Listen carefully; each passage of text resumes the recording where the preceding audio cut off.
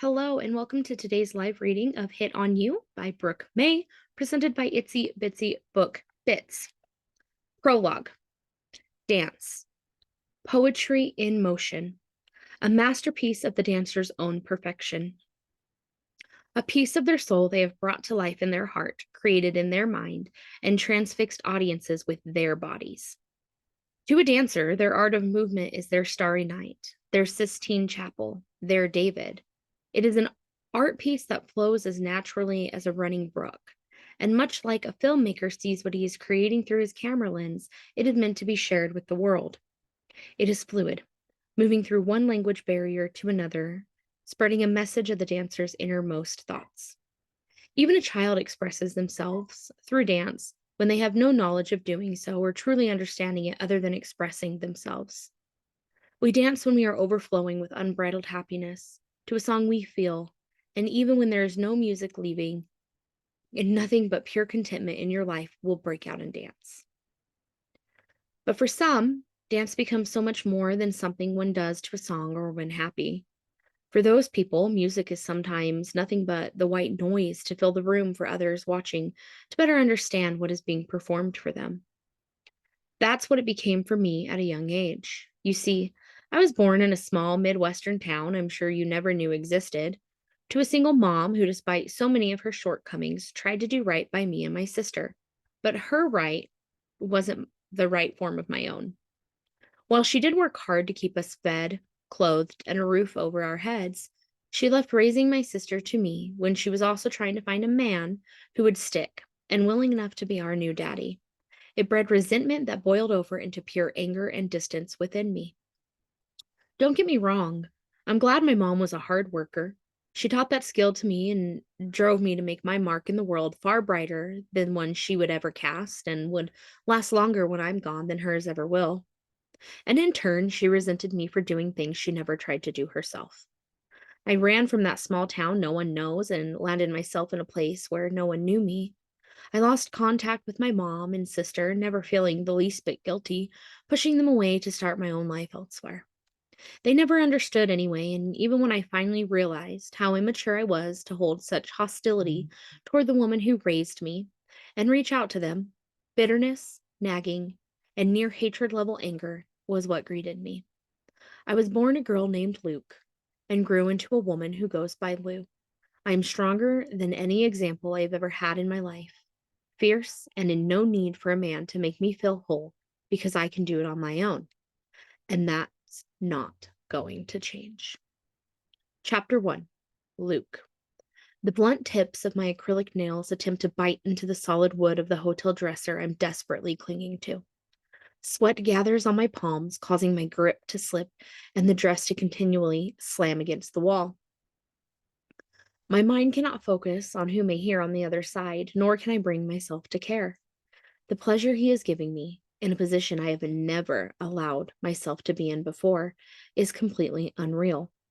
His massive and slightly calloused hands hold me tighter and hold me in place while his punishing thrusts contradict his possession of my body each time he continues to my inner depths. My arms lock to keep me from slamming my chest into the wooden furniture, only to increase the banging on the wall. Turning my head, my carefully curled and perfect hair from hours ago falls into my face, firmly plastering against my glistening cheek from his grip that ruined it when we came in here.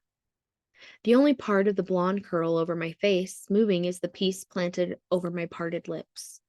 It flies up a little with each thrust, each grunt from him, and every heavy breath mixed with a cry leaving my body exquisitely.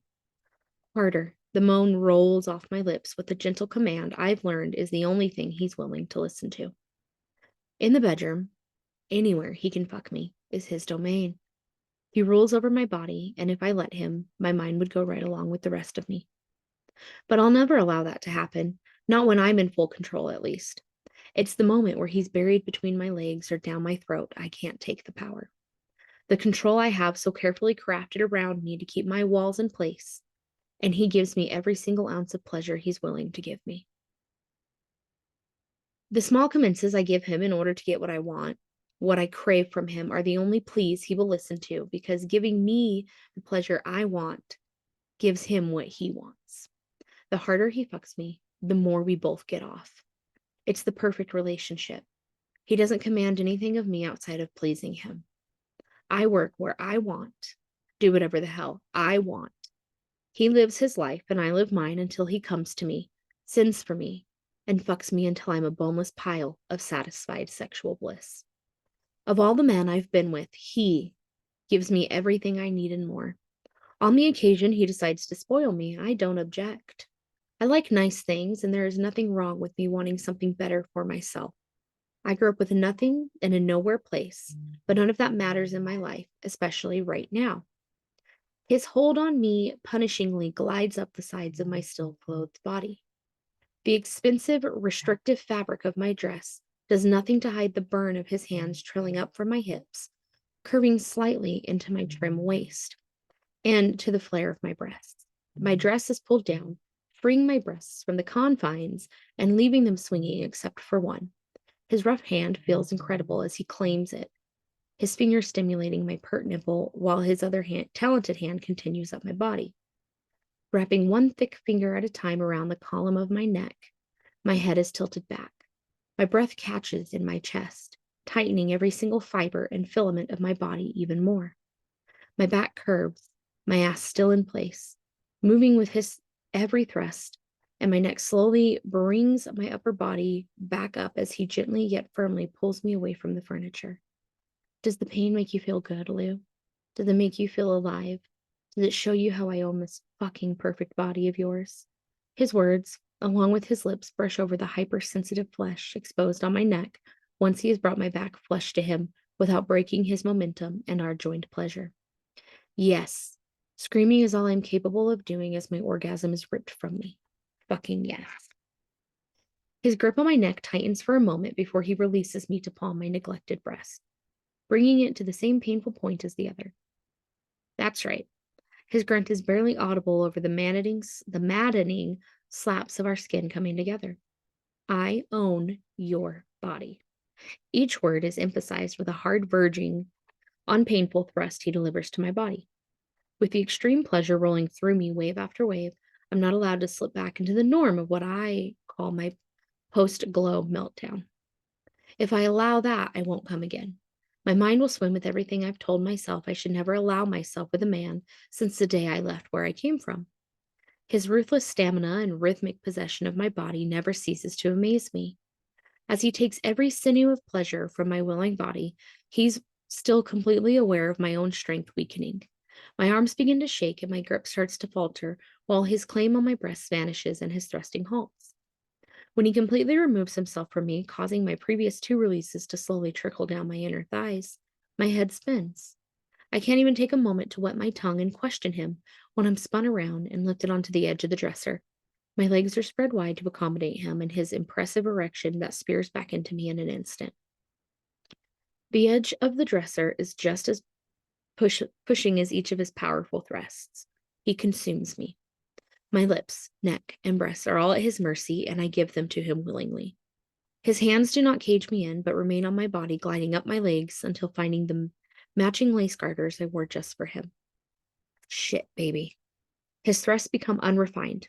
Not that they have ever been refined as he looks when he isn't buried deep inside of me, but a wildness he keeps on an incredibly tight leash is let loose. The things you do to me, Lou.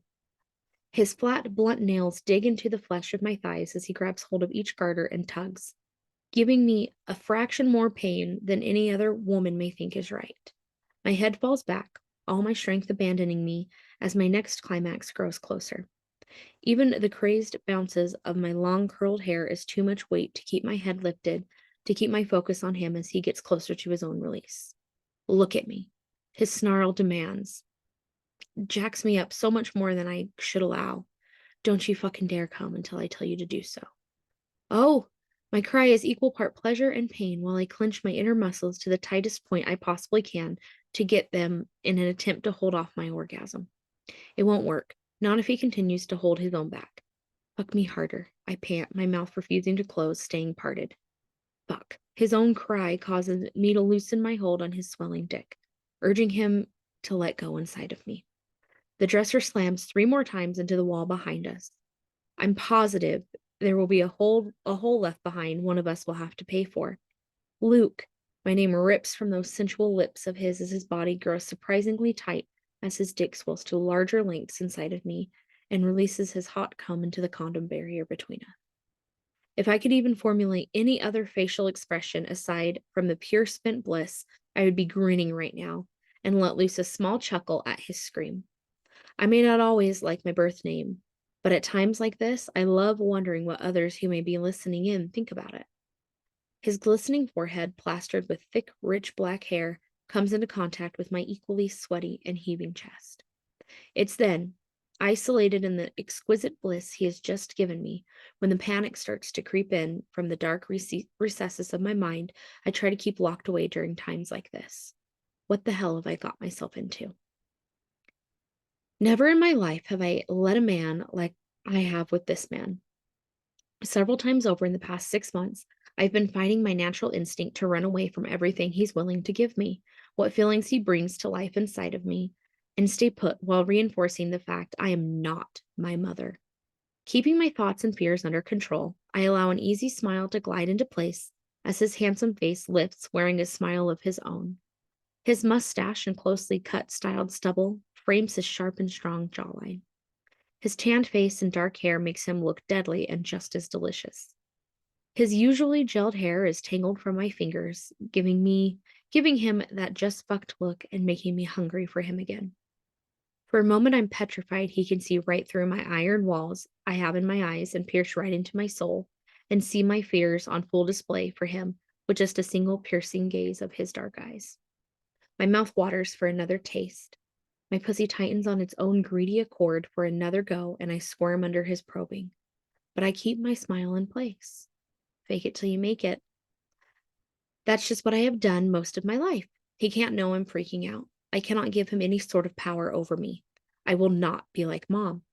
The deep gravel of his voice does its best to wrap around me like the world's best comfort blanket with his next words. I'm falling in love with you, Luke. My astonishment at his declaration goes unnoticed by him with a quick kiss as he withdraws from me. I instantly feel the loss of him, but I won't let it get to me. Stop it, Lou. Snap out of it. We may be in a hotel room in Las Vegas, but it doesn't mean he isn't giving me his utmost attention. He makes quick work of cleaning me, tending to me in a way any man in love would do for his woman. I don't let on how much it bothers me. All of it stays under the cool facade I have carefully constructed for years. But deep inside of my chest, I feel inky blackness seep its way out of my soul, threatening to send me into a panic attack. Like usual, I let him take care of me, kiss me, hold me close after we get ready for bed, and let him believe I have fallen asleep fast. There is no movement except for his steady breathing for a good hour before I slip out from under his heavy protective arm. Silently, I work around the room, packing my things up and elegantly scribing a letter, which I proceed to fold up and place on the nightstand on his side of the bed before making my exit. The first tear doesn't escape until I board the plane back to Seattle. I know he will come after me, but I have time to figure out what I'm going to do in order to stop him from finding me. At least a few hours to do so.